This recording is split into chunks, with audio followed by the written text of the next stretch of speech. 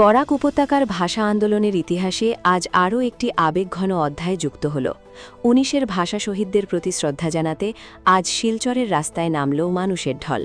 বিভিন্ন ভাষাগোষ্ঠীর মানুষ, স্কুল কলেজের শিক্ষার্থী এবং অজস্র সামাজিক সাংস্কৃতিক সংগঠনের অংশগ্রহণে আজকের এই মহামিছিল এক অভূতপূর্ব জনসমুদ্রে পরিণত হয়।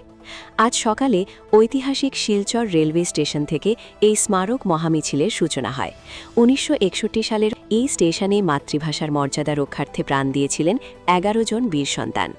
আজ সেই স্মৃতিকে বুকে নিয়ে মিছিলটি শহরের প্রধান প্রধান পথ পরিক্রমা করে শিলচর শ্মশানঘাটে এসে পৌঁছায়। এবারের মহামিছিলের অন্যতম বিশেষত্ব ছিল আন্তর্জাতিক উপস্থিতি। ভারতের সীমানা পেরিয়ে প্রতিবেশী রাষ্ট্র বাংলাদেশ থেকেও বহু ভাষা অনুরাগী ও প্রতিনিধি আজ শিলচরে এসেছিলেন শহীদদের প্রতি শ্রদ্ধা জানাতে। তারাও কাঁধে কাঁধ মিলিয়ে এই মহামিছিলে পা মেলান, যা দুই বাংলার ভাষাপ্রেমীর বন্ধনকে আরও একবার জোরালোভাবে ফুটিয়ে তুলেছে। শ্মশানঘাটে মিছিল পৌঁছানোর পর সেখানে এক অত্যন্ত আবেগঘন পরিবেশের সৃষ্টি হয়। উপস্থিত জনতা, ছাত্রছাত্রী এবং সংগঠনের প্রতিনিধিরা শহীদ বেদিতে পুষ্পার্ঘ্য অর্পণ করে বীর শহীদদের প্রতি গভীর শ্রদ্ধাঞ্জলি জ্ঞাপন করেন। শহীদ দিবস উদযাপন কমিটির পক্ষ থেকে জানানো হয়েছে, সকালের এই কর্মসূচির পর বেলা ঠিক ২টোয় পুনরায় এক বিশেষ শ্রদ্ধাঞ্জলি ও স্মরণ সভার আয়োজন করা হয়েছে। সেখানে শহীদদের ত্যাগ এবং বরাক উপত্যকার ভাষার ভবিষ্যৎ নিয়ে আলোচনা করা হবে। 19 মে আমরা জানি যে বাংলা ভাষা শহীদের জন্য, মাতৃভাষার জন্য 11 জন শহীদ হয়েছিলেন। তাদের প্রতি আমরা সবাই শিলচর শ্মশানে আমরা শ্রদ্ধাঞ্জলি জ্ঞাপন করছি। পৃথিবীর মধ্যে আজকে একটা গুরুত্বপূর্ণ দিন, যে দিনে মাতৃভাষার সুরক্ষার জন্য, মাতৃভাষার জন্য 11 জন নিজের প্রাণ বিসর্জন দিয়েছিলেন, শহীদ হয়েছিলেন। সবার প্রতি আমার শ্রদ্ধা এবং শ্রদ্ধাঞ্জলি জ্ঞাপন করছি। মাতৃভাষা শহীদ দিবস উপলক্ষে আমরা বিষ্ণুপ্রিয়া মণিপুরীদের পক্ষ থেকে বিষ্ণুপ্রিয়া মণিপুরী সাহিত্য সভা প্রতিনিধিত্ব করছি। বিষ্ণুপ্রিয়া মণিপুরীদের কাছে প্রত্যেকটা ভাষাই আমাদের মাতৃসম। আমরা প্রত্যেক ভাষাকেই সমানভাবে শ্রদ্ধা করি। সেগুলো আপনারা টের পাবেন দৈনন্দিন জীবন থেকে শুরু করে প্রতিটি উৎসবে।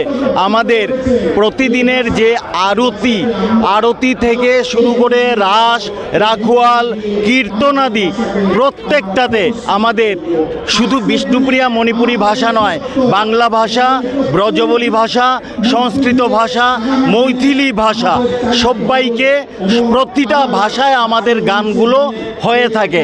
আমাদের সংস্কৃতি জড়িয়ে আছে প্রতিটি ভাষার, মাতৃভাষার গানের মাধ্যমে, সাহিত্যের মাধ্যমে। তাই আমরা প্রতি মাতৃভাষাকে শ্রদ্ধা করি। আজও আমরা এসছি একই উদ্দেশ্যে, আমাদের প্রতিটি মাতৃভাষা উন্নত হোক, জাগ্রত হোক, জীবিত থাকুক। 19 মে আসাম তথা বরাক উপত্যকার ক্ষেত্রে একটা ঐতিহাসিক দিন, কারণ মাতৃভাষা, মাতৃদুগ্ধসম এই যে বিষয়টি আসামে তথা বিশেষ করে বরাক উপত্যকায় যে ভাষা দীর্ঘদিন থেকে চালু ছিল, যে সমস্ত কার্যক্রমের মাধ্যম হিসাবে, সেই ভাষার উপরে 61 সালে যেভাবে অন্য ভাষা চাপিয়ে দেওয়ার একটা ব্যবস্থা হয়েছিল, তার বিরুদ্ধে যে আন্দোলন হয়েছিল, অর্থাৎ এক কথায় সমস্ত জাতিগোষ্ঠীর মাতৃভাষা রক্ষার অধিকার, সেই অধিকারের জন্য যে লড়াই, সেই লড়াইয়ের প্রতীক হিসেবে এই 19 মে এটা হয়ে আছে। অনেকে ভাবেন এটা বাংলা ভাষার জন্য লড়াই। আমি মনে করি না এটা শুধু বাংলা ভাষার জন্য লড়াই, কারণ প্রত্যেক জাতিগোষ্ঠীর তার মাতৃভাষায় কথা বলার, তার মাতৃভাষা চর্চা করার অধিকার আছে।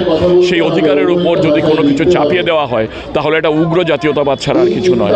সুতরাং প্রতিটি ভাষার বা জাতিগোষ্ঠীর মানুষের মাতৃভাষায় চর্চা করা, লেখাপড়া করা এবং সমস্ত রকমের উন্নয়ন করার যে অধিকার, সেই অধিকার প্রতিষ্ঠা থাকুক এবং এই ব্যাপারে যেন কোনো ধরনের উগ্র জাতীয়তাবাদের বিরুদ্ধে মানুষের মানসিকতা তৈরি হোক, এইটাই আজকের 19 মেতে আমার আবেদন। 19 মে ভাষা আন্দোলন যেমন শিলচর হয়েছে, ঠিক তার 9 বছর আগে ভাষা আন্দোলনের এই লড়াইটি আসলে দেখিয়েছে আমাদের ঢাকা।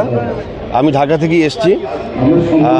আমরা বায়ান্নের ভাষা আন্দোলনটাকে যেভাবে উদযাপন করি, যেভাবে লালন করি, আমরা যেভাবে এই ভাষা আন্দোলনটাকে গুরুত্ব দেই, ঠিক একইভাবে আমি এই প্রথমবারের মতন শিলচর এসেছি। মূলত আমি একজন চলচ্চিত্র পরিচালক। তো আমরা কমলা ভট্টাচার্যকে নিয়ে একটি চলচ্চিত্রের পরিকল্পনা করি, এবার শিলচরে এসেছি।